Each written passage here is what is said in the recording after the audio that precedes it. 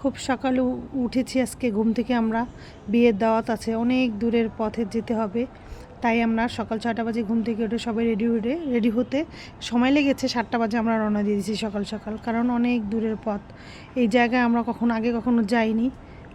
এমন একজনের বিয়ে খেতে যাচ্ছি যে না তার সাথে রক্তের সম্পর্ক আছে, না তার সঙ্গে আমাদের আত্মীয়তার সম্পর্ক আছে। তারপরও আমাদের আর যেতেই হচ্ছে, কারণ তার প্রতি আমাদের একরকম মায়া হয়ে গেছে। হ্যাঁ বন্ধুরা, আসসালামু আলাইকুম, সবাই কেমন আছেন?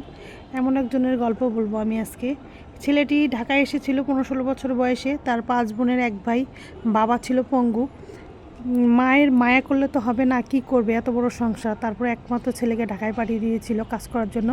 ছেলেটি বিভিন্ন সেলুনে কাজ করত, আমাদের বাড়ির আশেপাশে, হয়তো বা আমরা জানতাম না।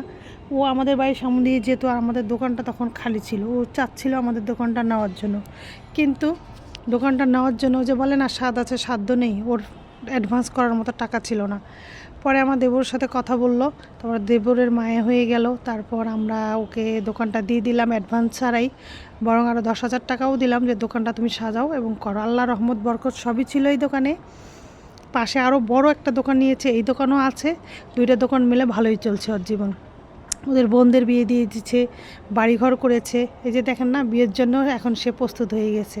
এখন সে অনেক সুখী, হ্যাপি, আল্লাহর রহমত ছিল। এই যে দেখেন না, বস এসেছে, আমাদের নিয়ে নিয়ে আসছেই ওর বিয়ের মধ্যেই। না এসে তো পারলাম না। এই যে আসছি, ওই যে ও বসে আছে। এই যে আমার টেবিলে সবাই খেতে বসে গেছি। ঢাকা থেকে লং জার্নি, অনেক কষ্ট হয়েছিল। লং জার্নি বরযাত্রী ছিলাম আমরা, এসেই হাত মুখ ধুয়ে খেতে বসে গেছি। ক্ষুধাও লেগে গিয়েছিল, খেতে বসে গেছিলাম আমরা।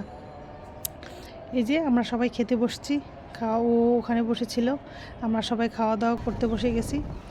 এইভাবেই গল্পটা শুরু। আমাদের অনেক সম্মান করে ও, আমরা ওকে অনেক মায়া করি। কারণ সম্মানের জায়গাটা যখন বেশি হয়ে যায়, মায়ের জায়গাটাও তখন খুব বেড়ে যায়। এটাই আরেকবার প্রমাণ হয়ে গেল। এই যে ও বর্ষে যে বসে আছে, ও বর্ষে যে আমরা বরযাত্রী, আমরা ঢাকা থেকে এসে বরযাত্রী ওদের সাথে যুক্ত হয়ে বউয়ের বাসায় চলে এসেছি। লং জার্নি ছিল তো, আমরা একটু টায়ার্ডও ছিলাম, এই জন্য আমরা হাত মুখ ধুয়ে আমরা খেতে বসে গেছি।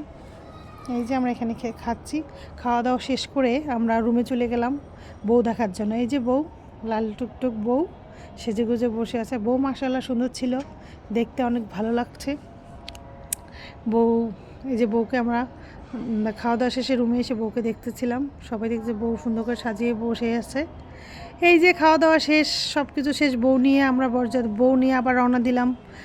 ও বউ বাসায় চলে যাবে, আর ও শ্বশুরবাড়ি চলে যাবে, আর আমরা চলে আসবো ঢাকায়, কারণ আমাদের ঢাকায় ব্যাক করতে হবে। সন্ধ্যা হয়ে আসছে, এই জন্য আমরা আর বউয়ের সঙ্গে ওর বাসায় যাইনি। ঢাকার উদ্দেশ্যে আমরা রওনা দিয়েছি। এই দেখেন কি সুন্দর দৃশ্য। আমাদের মাতৃভূমি, আমাদের বাংলাদেশ যে এত সুন্দর, মাঝে মাঝে স্বপ্নের মতো মনে হয়।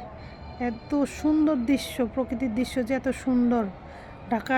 ঢাকার যান্ত্রিক জীবন ছেড়ে, কোলাহল ছেড়ে এই দৃশ্য, এই কোলাহলমুক্ত গ্রামটা অনেক সুন্দর লাগছে আমাদের কাছে। মনে হচ্ছে স্বপ্নের মতো। আমাদের বাংলাদেশটা আসলেই অনেক সুন্দর, প্রকৃতিতে ফুলে ফলে সব দিক দিয়েই সুন্দর। আমরা আমাদের দেশটা আসলে পুরোপুরি দেখতে পারি না, আর দেখতে পারি না তার সৌন্দর্যটা কত সুন্দর। এই গল্প গুজব খাওয়া দাওয়া শেষ, ঢাকার উদ্দেশ্যে রওনা। আবার লং জার্নি, একদিনে আমাদের মানে ডবল জার্নি হয়ে গেছে। আমরা সবাই টায়ার্ড ছিলাম। এই যে আমরা ঢাকার উদ্দেশ্যে রওনা দিয়ে দিচ্ছি, আমরা ঢাকা আসছি। রাস্তাঘাটে দৃশ্যগুলো দেখছি, আশেপাশে ভালোই লাগছে। দৃশ্যগুলোও দেখার মতো ছিল, মনে হচ্ছে যে আমরা ঢাকায় না, বিদেশে আছি। বিদেশের রাস্তাঘাটগুলো যেমন পরিষ্কার, সেই রকম লাগছে, দৃশ্যটাও ওই রকম লাগছে। আমি মুগ্ধ হয়ে দেখছিলাম জানলা দিয়ে যে আমাদের বাংলাদেশটা কত সুন্দর। না জানি আরও কত সুন্দর সুন্দর জায়গা আছে, সেগুলো হয়তো আমাদের দেখাই হয়নি। ভালো থাকবে সবাই, আল্লাহ হাফেজ।